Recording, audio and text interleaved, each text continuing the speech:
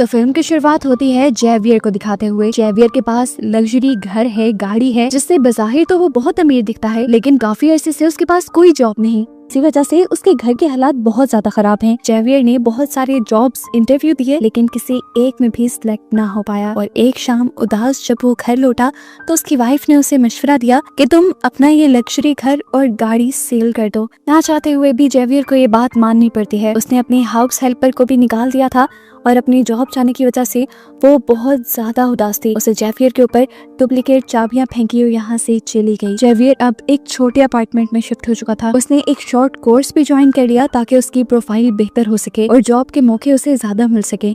साथ ही साथ वो इंटरव्यूज भी देता रहा। काफी सारों में तो नाकामी मिली, लेकिन फाइनली फिर उसे एक जॉब मिल भी गई।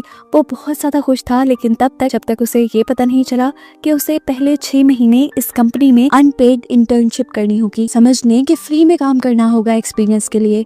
जेवियर इस टाइम बहुत ज्यादा उदास हो चुका था। वो इस जॉब से भी इनकार करके चला आता है। जाते हुए उसे अपनी कार में से वो चाबी मिलती है जो उसकी हेल्पर उसके मुंह पर फेंक कर गई थी। उसने वो कीज उठाई और अपने पुराने घर की तरफ मुड़ गया। काफी देर वो बाहर खड़ा रहा और जब उसने देखा कि घर में रहने वाले नए लोग यहाँ से जा चुके हैं तो वो सबसे छुपते हुए उसी घर में घुस गया। जेवियर इस घर में नए ओनर की पिक्चर देखता है। इस घर से दिखने वाला प्यारा व्यू देखता है जो उसकी हमेशा से याद था और काफी देर यहाँ स्पेंड करता है, जिससे उसे काफी बेहतर फील होने लगा और फिर वो घर चला गया। अगले दिन दोबारा वो आया। आज तो वो इस घर की तलाशी भी लेने लगा था। उसे घर में बहुत सारे डॉक्यूमेंट्स और एक रेड कलर का टोकन मिला। ये टोकन एक रिहैब सेंटर का था।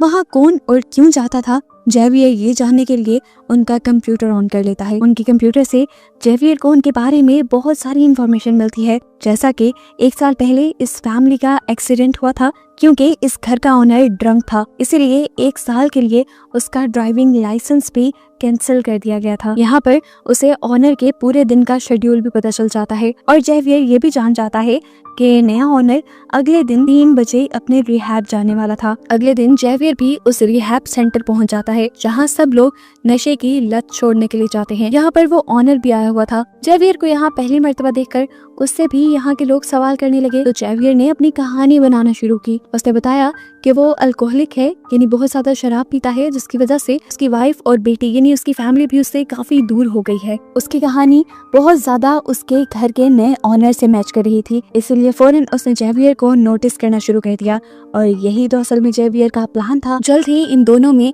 बातचीत होकर अच्छी दोस्ती बन जाती है। इस लड़के का नाम हमें टॉमस पता चलता है। अगले दिन जेवियर दोबारा टॉमस के घर जाता है, उसका कंप्यूटर ऑन करता है और उसके शेड्यूल में बहुत सारे चेंजेस कर देता है। अब क्योंकि ये शेड्यूल उसके मोबाइल से भी इंटरलिंक था तो उसके मोबाइल वाला शेड्यूल भी चेंज हो गया। टॉमस का कैलेंडर चेंज होने की वजह से वो अपनी बेटी को स्कूल से लेने बहुत लेट पहुंचता है और ऐसे उसकी वाइफ और बेटी यानी उसकी फैमिली उससे बहुत नाराज होती है। इस दिन की वजह से टॉमस बहुत ज्यादा उदास हो चुका था। वो बहुत ज्यादा एफर्ट कर रहा था अपनी फैमिली को ठीक करने की। अगले दिन भी वो रिहैब क्लासेस में जाता है और यहाँ पर दोबारा उसकी मुलाकात जेवियर से होती है। ग्रुप डिस्कशन के बाद ये लोग दोबारा कॉफी शॉप में आ जाते हैं जहाँ पर टॉमस जेवियर से काफी सारी बातें शेयर करता है अपनी फैमिली के बारे में और अपनी फैमिली की पिक्चर भी दिखाता है और जेवियर को भी कहता है कि तुम भी अपनी फैमिली की पिक्चर दिखाओ। तो जेवियर कहता है अभी तो मेरे पास पिक्चर नहीं, लेकिन कल को मैं जरूर दिखाऊंगा। इनकी दोस्ती इतनी बढ़ जाती है कि टॉमस जेवियर को अपने घर बुला लेता है। जेवियर को इस पॉइंट पे ऐसे खुशी होती है जैसे उसका कोई मिशन कंप्लीट हो गया हो। अगले दिन वो अपने पुराने घर यानी टॉमस के घर बुके लेकर पहुंच जाता है। यहाँ पर अब उसे अपना पुराना माली मिल जाता है जो उसे पूछता है आप किससे मिलने आए हैं। वो नहीं चाहता था कि किसी को पता चले वो टॉमस से मिलता है, इसीलिए उसने कहा अभी भी मेरे कुछ डॉक्यूमेंट्स मेरे पुराने एड्रेस पे आते हैं, मैं बस वही पिक करने आया हूँ। खैर अब वो घर के अंदर आ जाता है। टॉमस उसका अच्छा वेलकम करता है और अभी तक टॉमस की बात नहीं जानता कि पहले ये घर जेवियर का ही हुआ करता था। जेवियर इन लोगों के साथ काफी बातें करता है, डिनर करता है और चला जाता है। अगले दिन टॉमस जब ऑफिस के लिए निकल रहा था तो उसके माली ने आकर उससे पूछा क्या कल यहाँ के पुराने ओनर अपने कुछ बिल्स लेने के लिए आए थे। टॉमस ने कहा नहीं, ऐसा तो कुछ नहीं हुआ। अब माली तो टॉमस से सॉरी करके साइड पे हो जाता है, लेकिन वो समझ गया था कि जरूर जेवियर के माइंड में कुछ चल रहा है। वो कल टॉमस से ही मिलने आया था, लेकिन वो इस बारे में शायद किसी को बताना नहीं चाह रहा। इसी दिन दिखाया जाता है कि जेवियर अपनी कार का जानबूझकर एक्सीडेंट कर देता है और फिर जल्दी से कॉल करके टॉमस को अपनी मदद के लिए बुलाता है। इस टाइम जेवियर के हाथ में एक शराब की बोतल थी जिसे देखकर टॉमस को लगा कि उसने ड्रंक होकर ये एक्सीडेंट किया है। जब टॉमस ने जेवियर के हाथ से वो बोतल ली तो कुछ कतरे टॉमस के ऊपर भी गिर गए। टॉमस उसे समझाने लगा, रिहैब ज्वाइन करने के बावजूद भी तुम अगर ये काम करते हो तो बिल्कुल अच्छा नहीं, ऐसे तुम्हारी लत नहीं जाएगी। देखो मैं तुम्हें समझाता हूँ, मुझे पीनट से एलर्जी है, अगर मैं एक भी दाना खा लूँ तो मर जाऊंगा।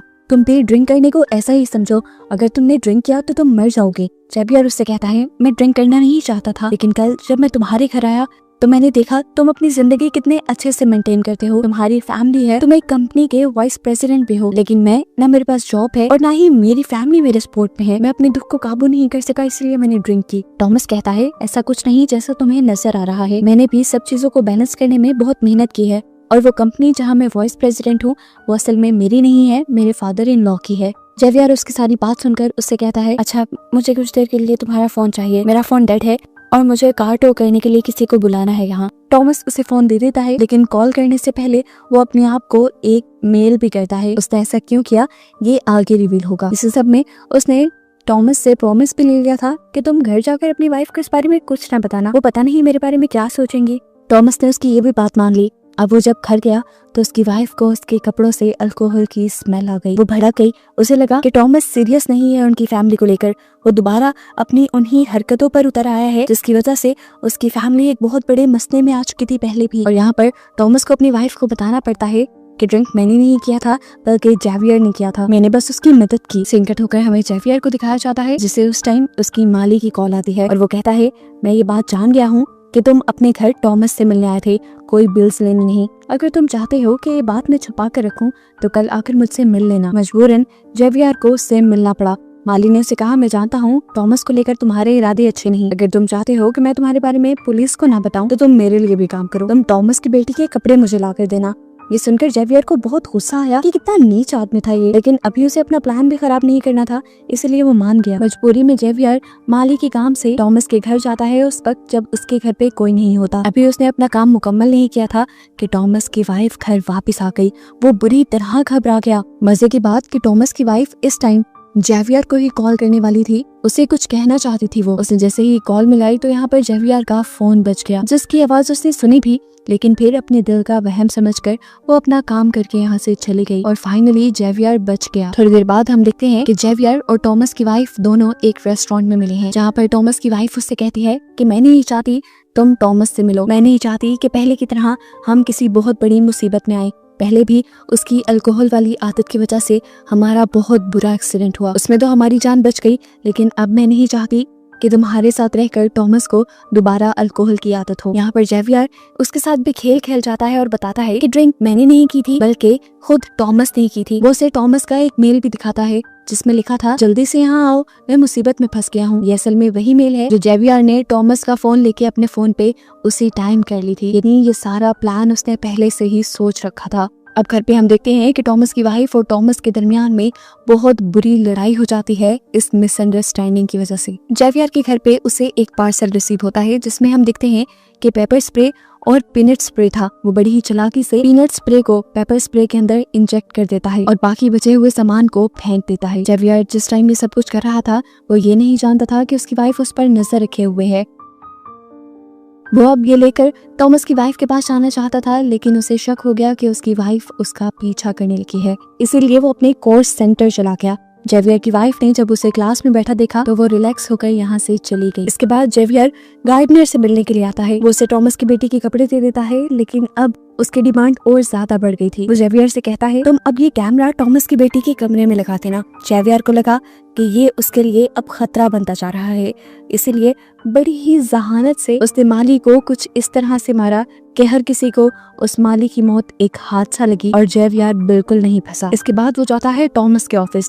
वो टॉमस से मिलना चाह रहा था, लेकिन टॉमस को तो बहुत ज्यादा गुस्सा था क्योंकि पिछले ही दिन टॉमस की वाइफ से जेवियर ने झूठ जो बोल दिया था, जिसकी वजह से उन दोनों के दरमियान में मिसअंडरस्टैंडिंग भी हो गई थी। इसी गुस्से में टॉमस जेवियर को इतना मारता है कि उसके मुंह और नाक से खून निकलने लग जाता है। ऐसी ही हालत में जेवियर बैंडेज कराने नहीं जाता बल्कि जाता है टॉमस की वाइफ के पास और उसे कहता है, देखो तुम्हारे हस्बैंड ने मेरा क्या हाल किया। एक और झूठ वो बोलता है कि टॉमस ने हम दोनों को रेस्टोरेंट में बैठे हुए देख लिया था और अब उसे लग रहा है कि हम दोनों का अफेयर चल रहा है। वो टॉमस की वाइफ से कहता है, मुझे लगता है कि टॉमस की अल्कोहल वाली आदत अब और ज्यादा बढ़ती जा रही है।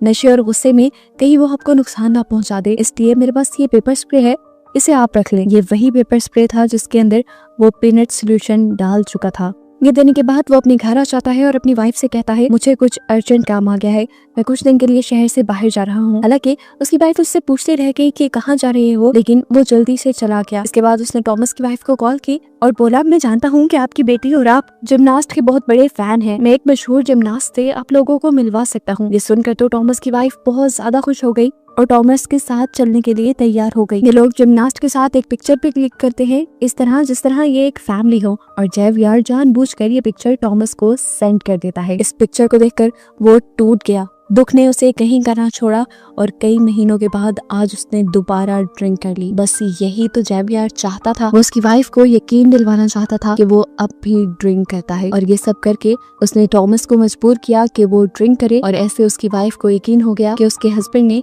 कभी ड्रिंक करना छोड़ा ही नहीं, बल्कि वो तो उसे बेवकूफ बना रहा था। इससे पहले कि टॉमस की वाइफ कुछ रिएक्ट करती, टॉमस ही गुस्सा करने लग गया क्योंकि उसने इन दोनों को जेवियर के साथ आते देख लिया था। वो तो अपनी वाइफ को पीटने पे उतर आया। टॉमस की वाइफ को अपने आप को बचाने का और कोई रास्ता नहीं मिला। उसे याद आया जेवियर का दिया हुआ वो पेपर स्प्रे, जिसे उसने आगे बढ़कर दराज से निकाल लिया और जल्दी से टॉमस के ऊपर स्प्रे कर दिया। अब क्योंकि इसके अंदर पीनट सोल्यूशन था तो फौरन टॉमस को एलर्जी हो गई और उसका सांस उखड़ने लगा। टॉमस की वाइफ को लगता है कि वो मर गया। घबराहट में वो जेवियर को कॉल करती है और जल्दी से उसे अपने घर बुलाती है। जेवियर पहले उसे काम डाउन करता है और उसे एक कमरे में भेज देता है। फिर वो टॉमस के पास आता है तो देखता है कि टॉमस अभी जिंदा था लेकिन तड़प रहा था, लेकिन जेवियर नहीं चाहता था कि टॉमस जिंदा रहे, इसीलिए वो उसके मुंह पे अपने हाथ रख के उसे मार देता है।